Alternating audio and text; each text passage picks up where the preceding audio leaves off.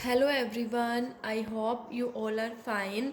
आज हम 11th business studies के अंदर जो हमारे थर्ड यूनिट का फर्स्ट चैप्टर चल रहा है उसके अंदर आज हम हमारा नेक्स्ट टॉपिक करेंगे जो कि है फॉर्म्स ऑफ पब्लिक एंटरप्राइजेस। हमने अपनी लास्ट वीडियोस के अंदर पब्लिक एंटरप्राइजेस स्टडी किया था कि पब्लिक एंटरप्राइजेस या फिर पब्लिक सेक्टर क्या होता है। आज हम स्टडी करेंगे उसकी फॉर्म्स ऑफ पब्लिक एंटरप्राइजेस की। जो पब्लिक एंटरप्राइजेस है उसकी कौन कौन सी फॉर्म होती है। देखिए, पब्लिक एंटरप्राइजेस की 3 फॉर्म्स होती है, जिसमें से फर्स्ट वन है डिपार्टमेंटल अंडरटेकिंग्स, सेकंड वन है स्टैट्यूटरी या public corporation and third one is government company. 3 forms होती है पब्लिक एंटरप्राइजेस की, डिपार्टमेंटल अंडरटेकिंग्स, स्टैट्यूटरी या पब्लिक कॉरपोरेशन और गवर्नमेंट कंपनी। आज हम स्टडी करेंगे कि डिपार्टमेंटल अंडरटेकिंग्स क्या होती है। डिपार्टमेंटल जो अंडरटेकिंग है उसके बारे में स्टडी करेंगे। देखिए, डिपार्टमेंटल अंडरटेकिंग क्या होती है। It refers to that public enterprise which is run as a part of the government department under the direction of the ministry concerned। देखिए, ये वो पब्लिक एंटरप्राइजेज होती है जो कि गवर्नमेंट डिपार्टमेंट के द्वारा चलाई जाती है। ठीक है, कैसे चलती है कि गवर्नमेंट डिपार्टमेंट जो होते हैं ना, गवर्नमेंट के डिपार्टमेंट उनके द्वारा चलाई जाती है under the direction of ministry concern. और इनकी एक मिनिस्ट्री होती है जिसकी गाइडेंस के अंदर, जिसकी डायरेक्शन के अंदर ये एंटरप्राइजेस चलते हैं। जैसे कि Indian post and telegraph department है। देखो, ये पब्लिक एंटरप्राइजेज है क्योंकि गवर्नमेंट डिपार्टमेंट है Indian post and telegraph department. अब ये किसके अंडर काम करता है, इसकी मिनिस्ट्री कौन सी है, which is run by the ministry of communication. Communication के मिनिस्ट्री के द्वारा चलाया जाता है ये। इनकी देखो अलग अलग मिनिस्ट्री होती है। ऐसे इंडियन रेलवेज जो है ये भी एक डिपार्टमेंटल अंडरटेकिंग है ना। और ये किसके द्वारा चलाई जाती है, मिनिस्ट्री ऑफ रेलवेज के द्वारा चलाई जाती है। ऐसे इंडियन पोस्ट एंड टेलीग्राफ जो डिपार्टमेंट है वो भी एक डिपार्टमेंटल अंडरटेकिंग है, मतलब पब्लिक एंटरप्राइजेस का है ना। ये डिपार्टमेंटल अंडरटेकिंग किसकी फॉर्म है, पब्लिक एंटरप्राइजेस की। ये भी एक डिपार्टमेंटल अंडरटेकिंग है जो कि मिनिस्ट्री ऑफ कम्युनिकेशन के से द्वारा चलाई जाती है। और इंडियन रेलवेज भी एक डिपार्टमेंटल अंडरटेकिंग है क्योंकि इनका एक अलग डिपार्टमेंट होता है और इनकी अलग मिनिस्ट्री होती है। तो जो इंडियन रेलवे है ये गवर्नमेंट डिपार्टमेंट है, पब्लिक एंटरप्राइजेज है जो कि मिनिस्ट्री ऑफ रेलवे के द्वारा चलाई जाती है।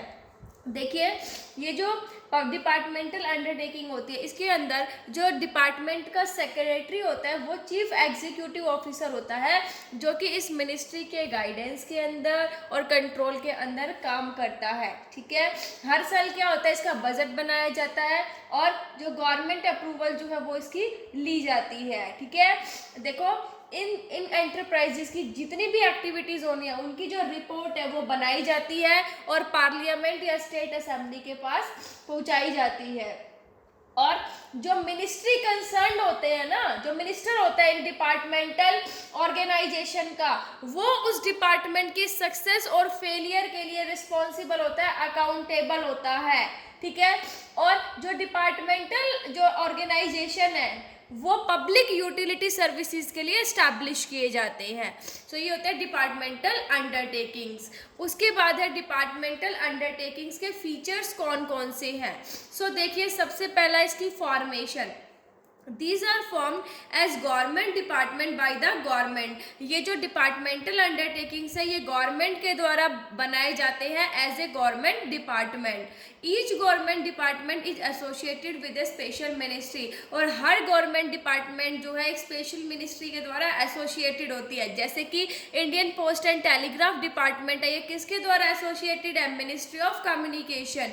ऐसे ही जो इंडियन रेलवेज है वो किसके द्वारा एसोसिएटेड है, मिनिस्ट्री ऑफ रेलवे। जो इसका फॉर्मेशन है वो गवर्नमेंट के द्वारा किया जाता है एज ए गवर्नमेंट डिपार्टमेंट और इनकी जो है वो मिनिस्ट्री होती है। फिर है ओनरशिप। इनकी ओनरशिप देखिए, their ownership lies compulsory with the government. इनकी जो ओनरशिप होती है वो सारी की सारी किसकी होती है, गवर्नमेंट की होती है। नेक्स्ट है अब इसकी मैनेजमेंट, इसको मैनेज कौन करता है? देखिए, these are managed by the ministry concern, इनकी जो मिनिस्ट्री होती है वही इन्हें मैनेज करता है। जैसे इंडियन जो रेलवेज है, इनको मैनेज कौन करेगा? Ministry of railways. The secretary of the department is their chief executive officer, और जो डिपार्टमेंट का सेक्रेटरी होता है वो इनका चीफ एग्जीक्यूटिव ऑफिसर होता है। अब है इसकी फाइनेंसिंग, कि पैसा कहाँ से लिया जाता है। देखिए, their financing is completely done by the government, इसकी जो फाइनेंसिंग है वो कम्प्लीटली गवर्नमेंट करती है। They have no right to borrow from public, public से ये लोग नहीं ले सकते हैं, ठीक है, उन्हें कोई राइट नहीं है कि पब्लिक से उधार में पैसा ले सकते हैं। इनकी सारी की सारी जो फाइनेंसिंग है वो गवर्नमेंट ही करती है। फिर अपॉइंटमेंट्स कैसे होती है, देखो इनकी, the appointments in these undertakings are made through UPSC, इनकी जो अपॉइंटमेंट है वो यूपीएससी के थ्रू होती है, यूनियन पब्लिक सर्विस कमीशन, और स्टाफ सिलेक्शन बोर्ड जो एसएसबी है, इनके द्वारा जो है इनकी अपॉइंटमेंट की जाती है। इन डिपार्टमेंट के अपने अपने स्टाफ सिलेक्शन बोर्ड्स होते हैं, ठीक है। नेक्स्ट है नो सेपरेट एग्जिस्टेंस, इन ये जो अंडरटेकिंग्स है इनकी कोई सेपरेट एग्जिस्टेंस नहीं होती है, ठीक है, मतलब ये अपने नाम पे कोई प्रॉपर्टी नहीं ले सकते, ना ही गवर्नमेंट की अप्रूवल के बिना कोई कोर्ट में केस फाइल कर सकते हैं, ठीक है, तो इनकी कोई भी सेपरेट एग्जिस्टेंस जो है वो नहीं होती है। नेक्स्ट देखिए, एडमिनिस्ट्रेटिव ऑटोनॉमी नहीं होती इसके अंदर, क्योंकि ये गवर्नमेंट डिपार्टमेंट के फॉर्म में होते हैं, और इसके अंदर जो पॉलिटिकल इंटरफेरेंस है वो बना रहता है, ठीक है। सो गवर्नमेंट डिपार्टमेंट होने के कारण इनके अंदर कोई भी एडमिनिस्ट्रेटिव ऑटोनॉमी, कोई फ्रीडम, कोई अपने अकॉर्डिंग नहीं कर सकते वो काम, क्योंकि इसके अंदर पॉलिटिकल इंटरफेरेंस जो रहता है, गवर्नमेंट ही सारे काम करती है, ठीक है। सो ये थे हमारे कि पब्लिक जो एंटरप्राइजेज हैं उसकी कौन कौन सी फॉर्म है, 3 फॉर्म्स होती हैं, जिसके अंदर अभी हमने डिपार्टमेंटल अंडरटेकिंग स्टडी किया और उसके फीचर्स। आई होप आपको समझ आ गए होंगे। Thank you, stay safe, stay home.